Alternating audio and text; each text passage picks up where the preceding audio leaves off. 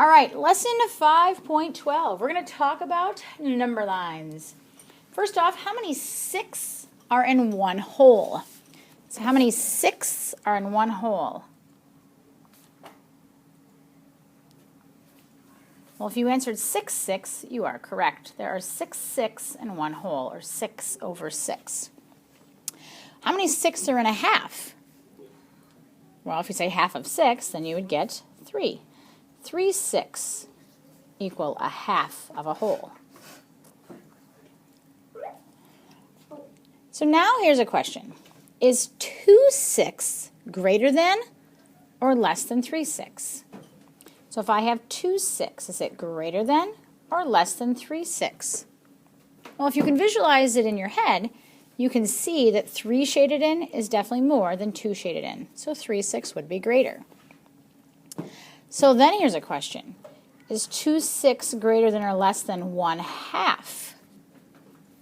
Well, here's a hint. 3 6 is the same as 1/2. So of course 1/2 is bigger. We're going to go ahead and draw a number line. I'd like you to do the same. You want to put arrows on your ends and label your 0 and your 1 and your halfway. Go ahead and pause while you do this.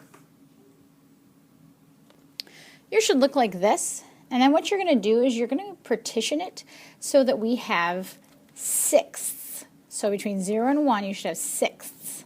So I want you to pause while you make sure that you have 6ths, which is going to be 4 additional lines.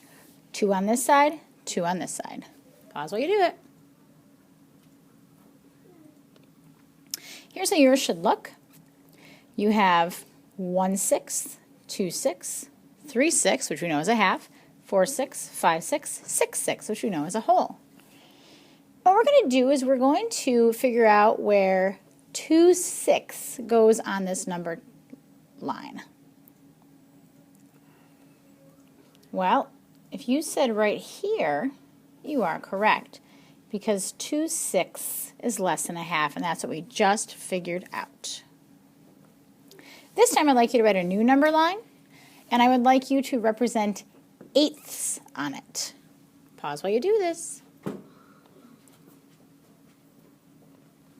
Yours should look similar to this. You should have 3 lines on this side of the half, 3 lines on this side of the half.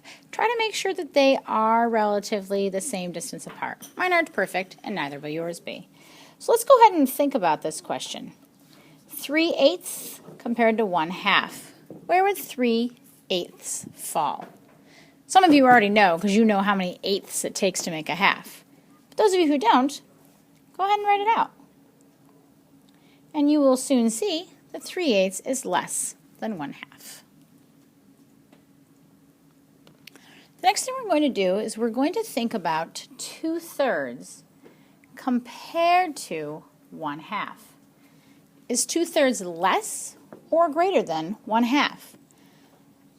I'd like you to go ahead and I'd like you to make a number line so that you can check what you've decided.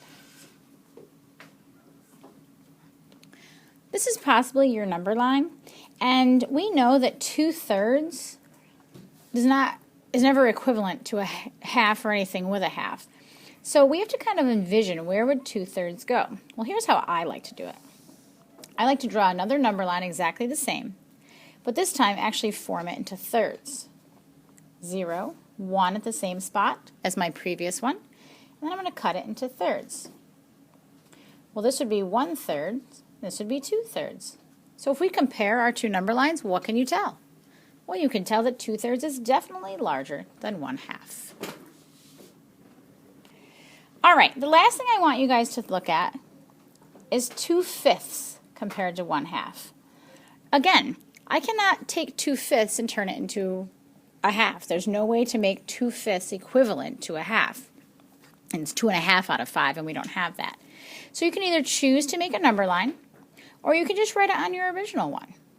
I'll give you time to think about 2/5 versus 1/2. So if this is what you came up with as far as a number line, I made my 0 and my 1 equivalent to up above. So if I look at 2/5 and I go straight up, what can we see? Well, of course, we see it as less than a half. So a half is still bigger. If you had wanted to use the same number line, you would have had your half here, but you would have kind of looked at this number line as, okay, how do I break up into fifths? That's kind of what you would have come up with. And they're pretty close to what I actually did come up with. So I can still see that 2/5 is less than a half. So that halfway point kind of helps me. Those are my benchmark fractions. The next thing we're going to look at is just our basic number line again. But this time we're looking at these as our benchmark numbers, and we're going to be comparing other fractions with them without having to write a second number line. So let's think about 5/12. What does 5/12? Where would it go on here? Where do you think you would put it? Well, the first thing you need to think about is, how do I get 5/12 to equal a half? Well, 1 is half of 2, so what would be half of 12? Well, it would be 6. So 6/12 is a half. That means 5/12 should be behind it. You're correct. And behind it by not very much. Because 12ths, that means there are 12 sections of this number line. So it's pretty close to that halfway point. All right, how about this next fraction? Let's do 7/8. Where would 7/8 go on here? 7/8. Well, again, think about where it would be, how we make it equivalent to a half. 1 is half of 2, 6 was half of 12, 4 is half of 8. So where would I put 7/8?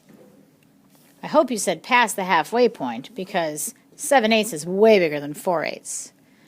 But it's almost 8/8, which would be a whole. So my 7/8 would go here. Finally, a challenge. 2/6. Where would I plot that on this number line? Go ahead and pause while you do that. I plotted my 2/6 about here because if I knew this number line was broken into 6 pieces, then 2 of those 6 would probably fall about here, because I know half would be 3/6, because that's the halfway point. So I plotted it there. Last thing, I want you to compare your fractions without using a number line. You may still need a number line, but let's give it a whirl. Let's say that we want to compare using our benchmarks of 0, half, and 1, and knowing where they fall on a number line. Let's go ahead and compare 5/8 compared to 4/5. Well, you might say to yourself, 5/8, a halfway point would be 4/8, so it's going to be a little bit bigger. 4/5, there is really no halfway point, but 4/5 is awful close to 5/5. That's almost a whole. 5/8, is that almost a whole? Well, gosh, no. So it would be 4/5. Was bigger. Now let's compare the next one. Let's compare 2/5 and 6/10. Let's go ahead and think about that. Well, I cannot make this a half, but I can make this one a half. 5/10 is my half, so 6/10 is going to be greater than 5/10. So we know that's more than a half. 2/5. Let's think about that. What would our fifths be? If I had it broken into fifths, I'd have 2 1/5. And those 2 1/5 are more or less than a half? Well, I hope you said less, because honestly, 2.5 is the halfway point. So that makes 6/10 larger. Go ahead and work on your problem set, find a partner, and then you can do homework after you're done. Good luck.